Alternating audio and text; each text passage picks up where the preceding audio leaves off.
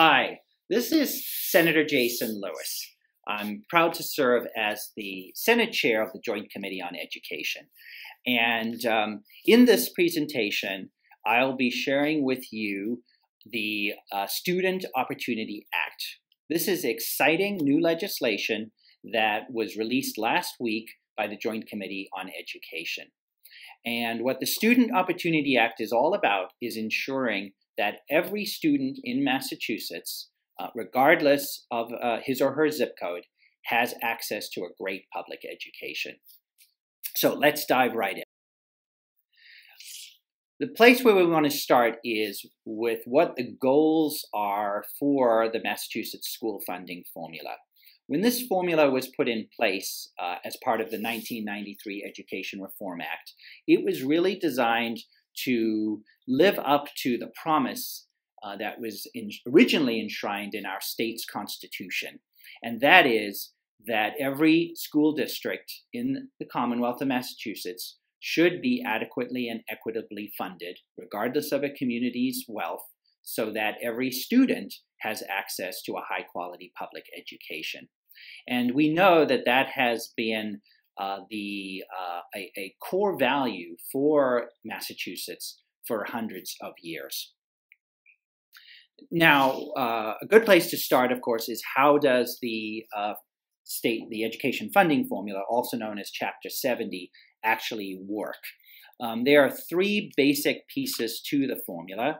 The first step is to calculate what's known as the foundation budget, and this is different for every school district. It is a calculation of what would be an adequate funding level for that school district based on the enrollment and student demographics. The second step in the formula is then to calculate what share of the foundation budget should be paid for by the local municipality. So obviously that takes into consideration the capacity of a particular city or town to contribute to the cost of the public schools. And then the third step is the state then makes up the difference between the foundation budget and what the local community contributes with what is known as Chapter 70 aid, and that is provided annually in the state budget. Now, there's a link you'll see on your screen, and if you click that, you will be taken to an earlier presentation that we did, which goes into a lot more detail around how the Chapter 70 school funding formula works and why it needs to be updated, which is what the Student Opportunity Act does. So moving on, even though since the Education Reform Act of 1993 and putting in place the new school funding formula and making many other changes to education policy, we have made significant progress as a state, and we are certainly very proud that on average our students perform at the highest levels on national and international tests. At the same time, we know that very significant achievement and opportunity gaps continue to persist in our schools across Massachusetts. And here you can see along racial lines, we have very significant disparities both in math and reading. And what we know from extensive research is that these achievement gaps are really manifesting opportunity gaps. In other words, very different access to resources and programs and services that are available to more affluent students in well-resourced public schools compared to their less affluent peers in schools that are not adequately resourced. So the Student Opportunity Act is the result of a collaborative process to look at all of the previous work that has been done in this area, which goes back a number of years, and then to incorporate feedback from all different stakeholders in the education field. That has included teachers, students, parents, superintendents, advocacy organizations like our teacher unions and business groups. They have all been at the table as part of the discussion about how to put together legislation that can adequately and equitably fund our public schools. This process has also been a joint process between the House and the Senate. There are a number of school funding bills, including what's known as the Promise Act, and also legislation filed by Governor Baker earlier this year that were reviewed as part of the process. And the Student Opportunity Act does draw heavily on those bills, particularly the Promise Act. Furthermore, as part of developing this bill, we also look closely at best practices in Massachusetts and in other states as well.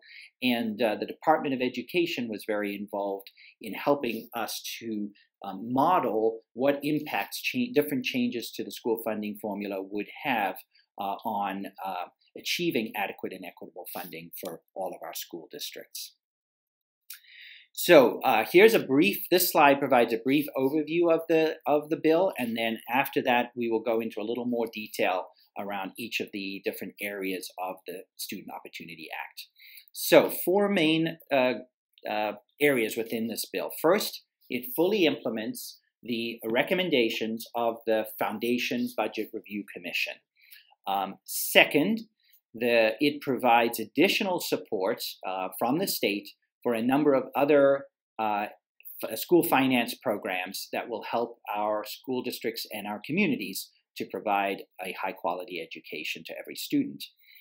Third, the bill takes some policy steps to make sure that the new funding that's being provided will improve student outcomes and will help to close opportunity gaps. And then lastly, there are a few areas which the bill does not completely address, so we have laid the groundwork for some additional funding and policy initiatives that we anticipate revisiting in the future. So in terms of the Foundation Budget Review Commission, for those of you who are not familiar with it, this was a commission created by the state legislature, and it took input and testimony from education stakeholders from all around the state over the course of a year, and made a number of very important recommendations for how the school funding formula should be fixed. And though in particular, those recommendations, which are fully implemented by the Student Opportunity Act, fall into the following areas. First of all, health insurance costs for school department employees and retirees. And the Student Opportunity Act will update the formula to ensure that health insurance costs will now reflect the reality of health insurance, unlike the current formula, which significantly underestimates what the true health care costs are for our school districts. Second, the Foundation Budget Review Commission recommended, and the Student Opportunity Act adopts updated assumptions for the number of students that require special education services, as well as the cost to provide those services, because we know that that is a major challenge for our school districts, and the current formula does not adequately reflect those costs. Third, the Commission also recommended increases in the rates in the foundation budget for students who are not native English speakers, known as English learners.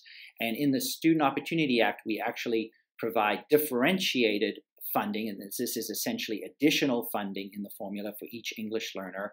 And we provide a higher level of funding for elementary school students than is currently the case.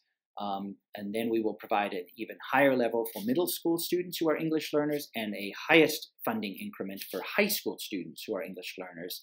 And that reflects the fact that older students who don't speak English as their first language often face even greater challenges than younger students. In fact, many of them are coming to our communities, often gateway cities, and may not even have had adequate education in their native language in their home country. So that requires significantly greater resources to close those gaps, and the Student Opportunity Act will do that. And then finally, the Commission recommended that it requires greater resources than the formula currently provides to educate low-income students. The students who are living in poverty face all kinds of different challenges. And in order for our schools to be able to address those challenges, provide additional programming and services to help those students and to close the significant opportunity gaps that they're facing, we have to recognize that in the funding formula and provide greater resources for low-income students. The Student Opportunity Act does that in two ways. First, it raises the eligibility standard for how low-income students are actually counted, and it sets it at 185% of the federal poverty level, which is higher than what the current standard is that the Department of Education is using. This means that more students will be receiving additional funding through the formula. The second thing that we do in this legislation is that we increase the additional funding known as an increment for each low-income student, and it is highly progressive in that the additional funding increases as the poverty rate within a school district increases. And this is designed to recognize that when you have highly concentrated poverty and many low-income students facing adversity, that school districts need even more resources to be able to adequately address the needs of those students. And that's what this legislation does. So that's all of what I've talked about so far is related to implementing recommendations of the Foundation Budget Review Commission, which is certainly the core of this legislation. However, the bill recognizes that more needs to be done to adequately address the needs of all of our public schools and students. So we take additional steps as well. What you see here on this slide is a summary. First of all, we do increase in the foundation budget the rates for guidance and psychology. These are this part of the foundation budget is designed to reflect the need for social emotional supports and mental health services for our students. And we know that the need has been growing considerably in this area. And even in the younger grades, we are seeing the need for increased social emotional supports. And that's what this change in the bill, this provision in the bill is designed to do. Second, we also recognize that charter schools the funding of charter schools is challenging for our district schools because the funding follows the student. And so what we commit to doing in this legislation is fully funding charter tuition reimbursements. That's the money that the state pays to a district when a student leaves to go to a charter school. And we have a schedule in the bill to get to full funding of charter tuition reimbursements. Next is we recognize that special education costs, although we do address them in the foundation budget, are so challenging for many of our school districts that there is more we need to do in that area. And so we will, for the first time, be adding the cost of transporting special education students who need to go out of district for special services. We will be allowing the districts to add the transportation costs into their circuit breaker reimbursements. And so that will also provide additional state funding to help offset those costs that our districts and our municipalities face. And then lastly, recognizing the great need for renovating school facilities and building new schools, updating science labs, and many other needs that our school facilities have across Massachusetts, this legislation will lifts the annual spending cap on the Massachusetts School Building Authority, the MSBA, so that it will go from current level is $600 million a year, will be increased to $750 million a year, which means that now more school building projects will be able to be accepted into the MSBA's funding pipeline. The point of the Student Opportunity Act is not to spend more money for the sake of spending more money, of course. It is to target that funding to the students that are most in need and to fundamentally close opportunity gaps so that every child, again, regardless of his or her economic circumstances or background or ethnicity or family's income level, will have access to the same opportunities and the same high-quality public school as any other student. So we do add additional provisions in the bill that are designed to make sure that the funds really do get used for that purpose. First, we create what we're calling a 21st Century Education Fund. This fund will provide flexible resources to school districts or individual schools that are pursuing innovative and creative approaches to closing opportunity gaps. Districts will present grant applications to the Department of Education. Those will be evaluated. We will be looking for initiatives that where we can measure the impact in getting results for students, and we can also replicate those programs across other school districts as well. In addition, we will also be giving preference in the 21st Century Education Fund to rural districts in Massachusetts and districts where they have declining enrollment and face very unique challenges. And so to help those districts to also figure out more innovative and efficient ways to deliver high-quality education to their students. Secondly, school districts will be required to develop and make publicly available their plans for how they are going to address the achievement and opportunity gaps in their district.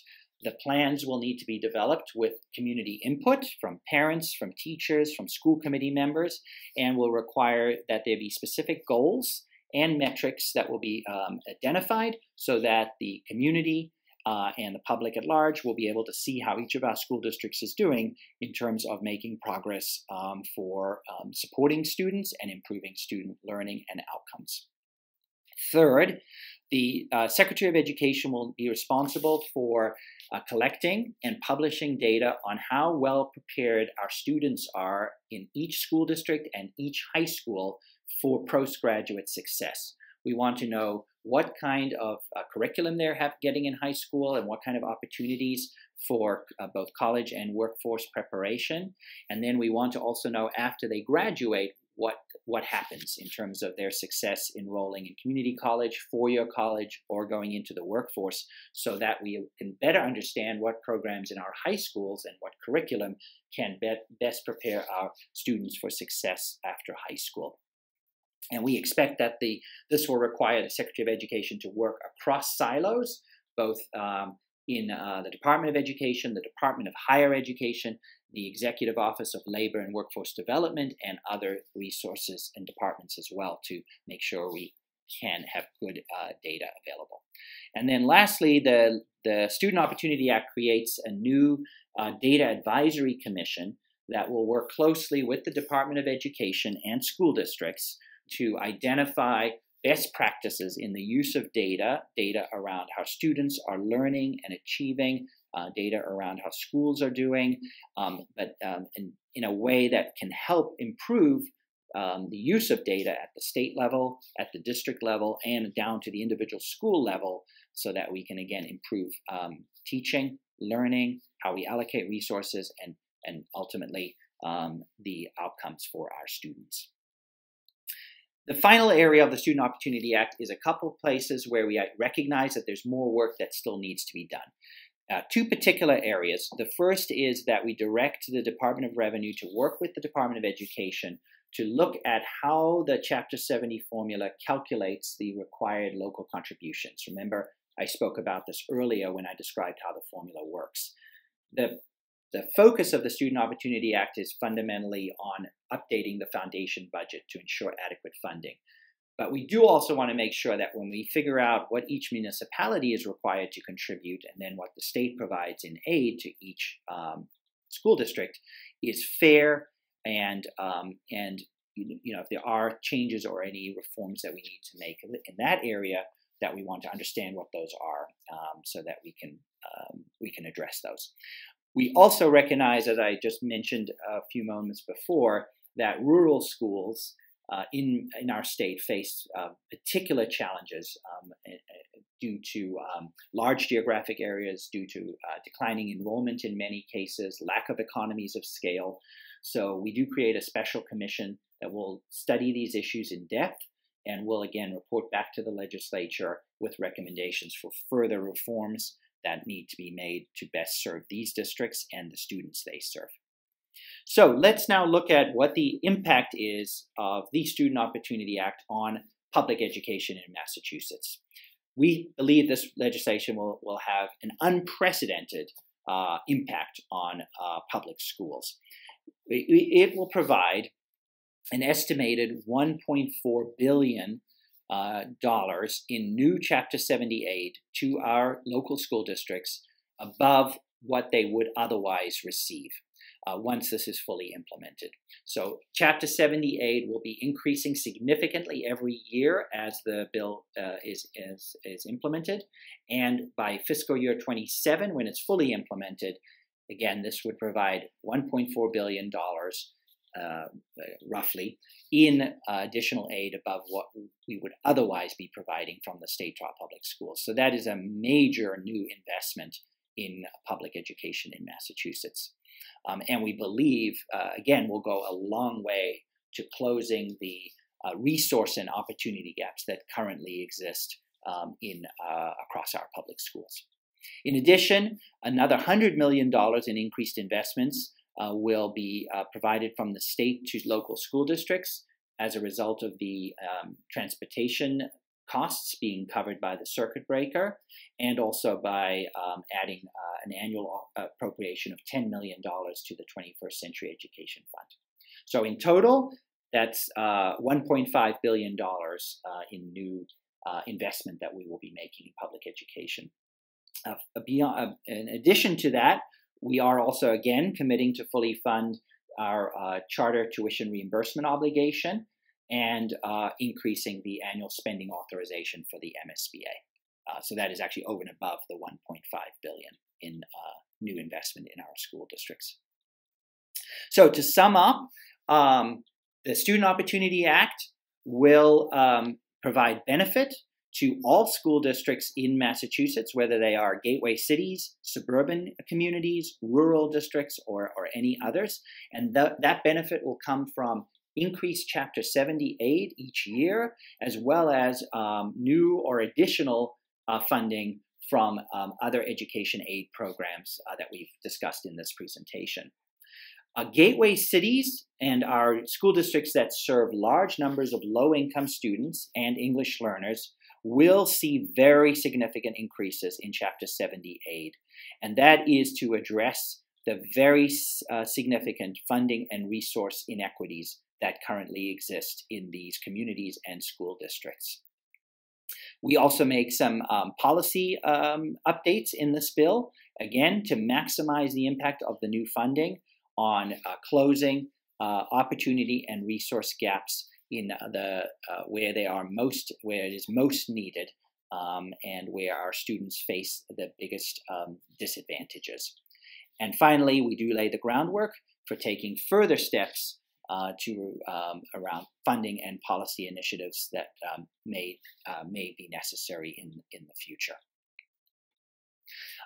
I want to thank all of the teachers and parents and students and superintendents and everybody else who has been involved in many cases for years in this process to update our school funding formula and to advocate on behalf of our students. We couldn't have drafted the Student Opportunity Act without all of your assistance. If you have any further questions or any other feedback, please feel free to get in touch with me. The contact information is on the screen here. I can assure you that it is a top priority of the state Senate, and I believe the House of Representatives and Governor Baker to finish work on this legislation in the very near future so we can get a bill signed into law and make sure, again, that all of our school districts are adequately and equitably funded and every student has access to a great public school education in Massachusetts. Thank you.